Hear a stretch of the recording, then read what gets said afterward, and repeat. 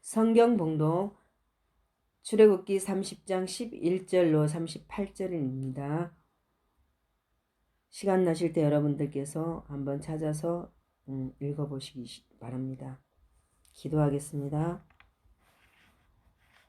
우리에게 믿음을 주시어 온전하게 하시는 하나님 아버지, 주님을 따르기에는 말할 수 없는 어려움이 있을지라도 포기하지 않게 하시고 우리 자신의 십자가를 지고 가게 하심을 감사드립니다.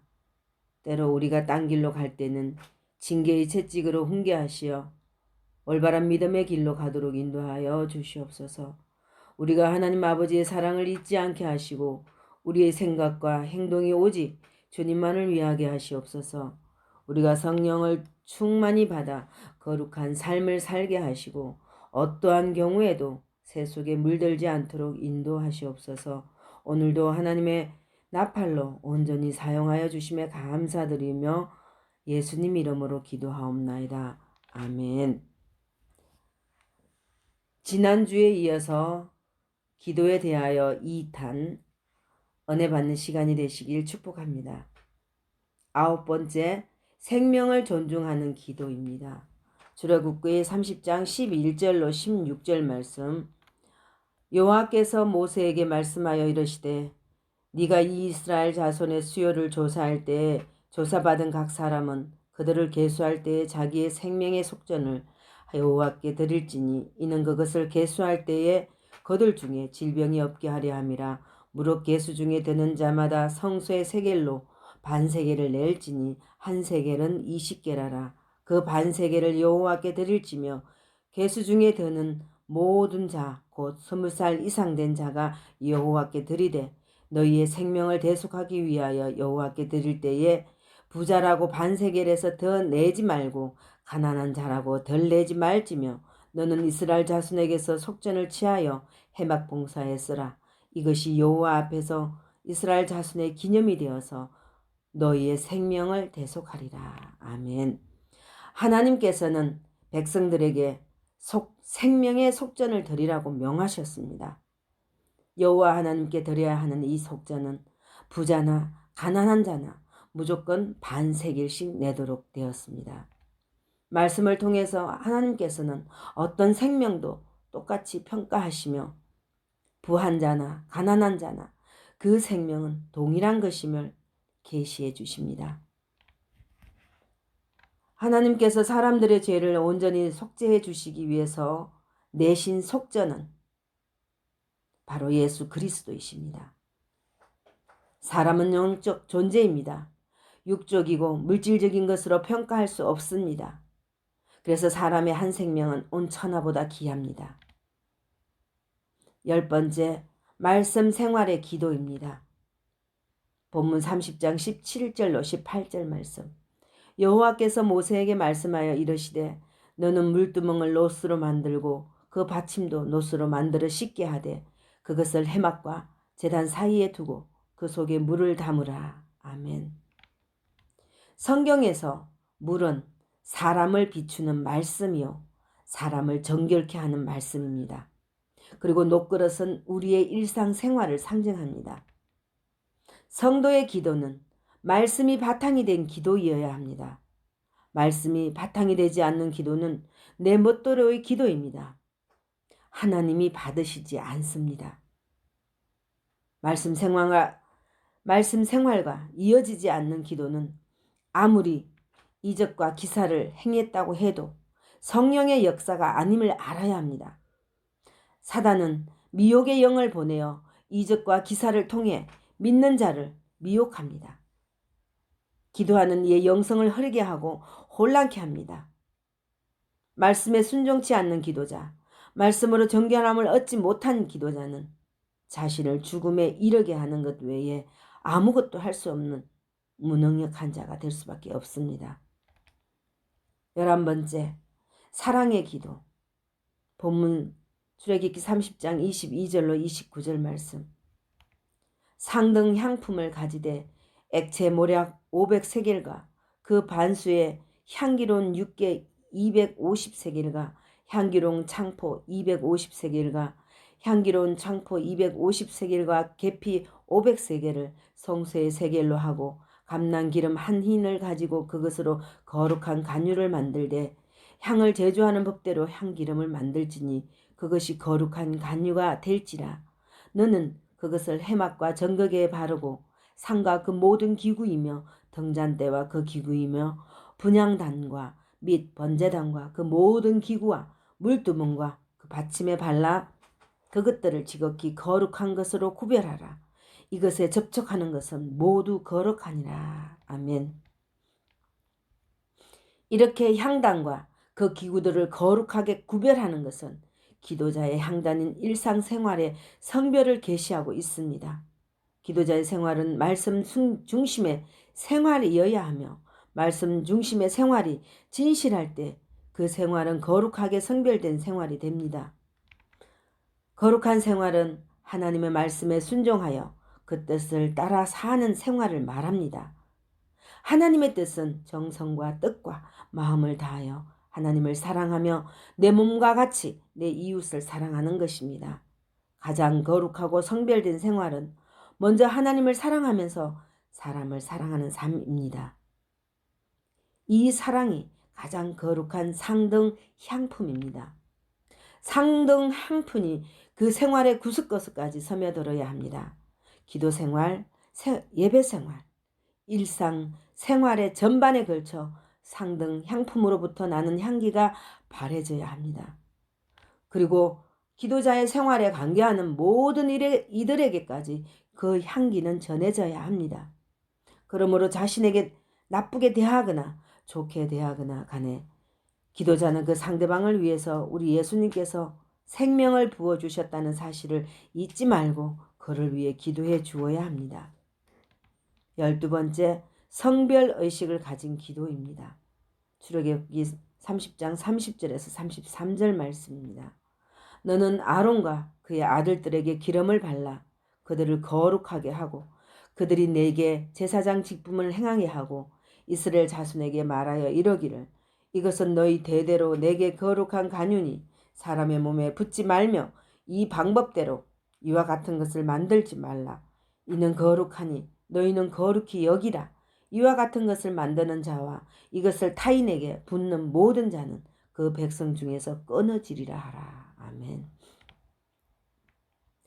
하나님은 거룩한 향유를 아론과 그 아들들에게 바르고 그들을 거룩하게 구별하라고 명하셨습니다. 베드로전서 2장 9절 너희는 택하신 족속이요 왕 같은 제사장들이요 거룩한 나라요 그의 소유된 백성들이니 하고 기록된 대로 그리스도인들은 모든 사람 가운데서 성별된 제사장의 핏줄이며 하나님의 자녀며 상속 권리자입니다.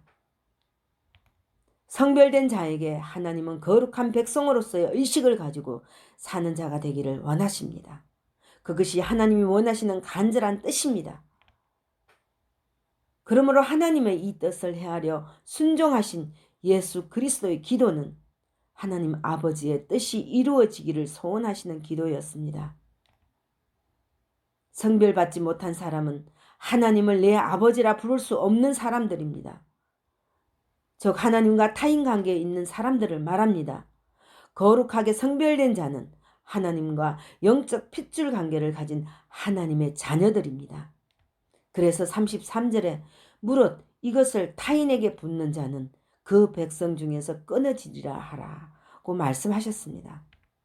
저 기도는 하나님을 아버지라 부를 수 있는 성별된 하나님의 자녀만이 드릴 수 있는 특권이요 복입니다. 오직 아들이 아버지에게 할 수 있는 것이 기도입니다. 13번째, 질서와 조화를 이룬 기도입니다. 본문 30장 34절 말씀입니다. 여호와께서 모세에게 이르시되 너는 소합 향과 나감 향과 풍자 향의 향품을 가져다가 그 향품을 유황에 썩되 각기 같은 분량으로 하고. 아멘.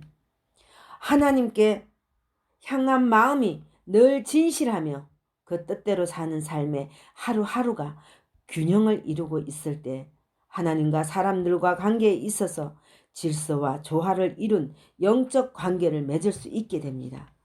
그러므로 기도자는 먼저 말씀 안에 행하는 자가 되어야 합니다. 말씀으로 말미암은 인격과 영성을 소유함으로 하나님과 호흡을 같이 하는 자, 즉 하나님과 하나된 영적 교통을 갖는 기도자가 될 수 있습니다. 14번째, 변질되지 않는 기도입니다. 본문 출애굽기 30장 35절에 그것으로 향을 만들되 향 만드는 법대로 만들고 그것에 소금을 쳐서 성결하게 하고. 아멘. 성결은 인간 중심적인 곳에는 절대로 있을 수 없습니다. 그 이유는 죄의 본질이 바로 인간 중심이기 때문입니다. 그러므로 하나님이 지으신 만물 가운데 죄를 범한 것은 인간밖에 없으므로 죄는 바로 인간 안에만 존재합니다. 그래서 성결한 기도는 인간 중심적인 생각과 목적을 가지고는 드릴 수 없습니다. 온전히 자신을 부정하고 하나님 중심의 뜻과 목적을 가지고 드리는 기도가 나를 구하고 다른 일을 구하여 변질되지 않는 생명으로 옮겨 놓을 수 있습니다.